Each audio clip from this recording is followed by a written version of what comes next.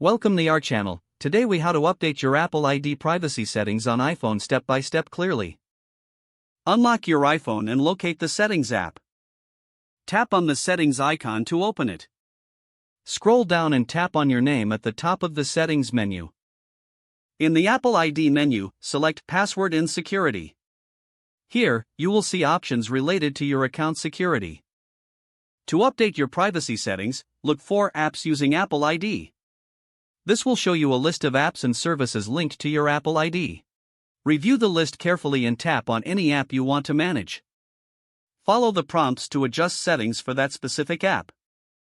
Next, return to the main Apple ID menu.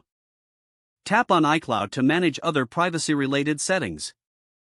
In the iCloud menu, see which apps are using iCloud for storage. Toggle off any apps that you do not wish to use iCloud. Go back to the main Settings menu and select Privacy.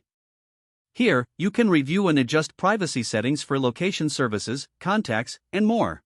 After making your adjustments, exit the Settings app. Your Apple ID privacy settings are now updated. If the page does not load, refresh the browser or make sure you are using the correct email address, then retype it carefully to avoid small typos. If your password is not accepted, use the Reset option and create a new strong password you can remember.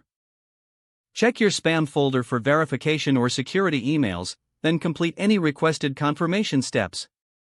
Enable two-factor authentication if available to improve account security and reduce unauthorized access risk. After signing in, review your profile details so your contact information and settings are accurate and current. If you see an error message, note it down and try again after restarting your device and internet connection. Log out when you finish, especially on shared devices, to keep your account and payment information secure. If the page does not load, refresh the browser or try again in a private or incognito window. Make sure you are using the correct email address, then retype it carefully to avoid small typos. If your password is not accepted, use the Reset option and create a new strong password you can remember. Check your spam folder for verification or security emails, then complete any requested confirmation steps.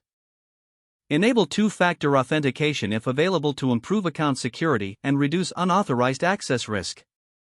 After signing in, review your profile details so your contact information and settings are accurate and current. Don't forget to like this video and subscribe to our channel for more step-by-step tech guides.